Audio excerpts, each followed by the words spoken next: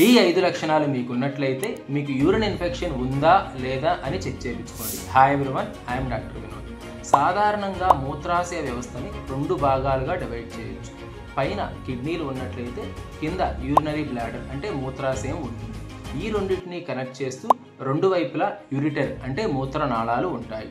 ఒకవేళ మీకు urinary bladder అంటే మూత్రాశయ ఇన్ఫెక్షన్ ఉన్నట్లయితే మీకు యూరిన్కి వెళ్ళేటప్పుడు మంటగాను మరియు యూరిన్కి ఎక్కువ సార్లు వెళ్లాల్సి రావటం, అంటే ప్రతి అరగంటకి పావు గంటకి ఒకసారి వెళ్లాల్సి రావటం మరియు యూరిన్కి అర్జెంటుగా వెళ్లాల్సి రావటం చూస్తుంటాము. వీటితో పాటు పొత్తి కడుపులో అంటే బొడ్డు కింద భాగంలో నొప్పి కూడా చూడవచ్చు.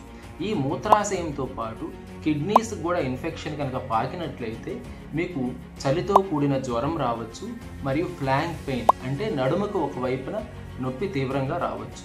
వీటితో పాటు మీకు గనక యూరిన్కి వెళ్ళేటప్పుడు చెడు వాసన వస్తున్నా లేదా మూత్రంలో చీము వస్తున్నా లేదా మూత్రంలో బ్లడ్ వస్తున్నా మీకు యూరిన్ ఇన్ఫెక్షన్ ఉందా లేదా అని చెక్ చేయించుకోండి.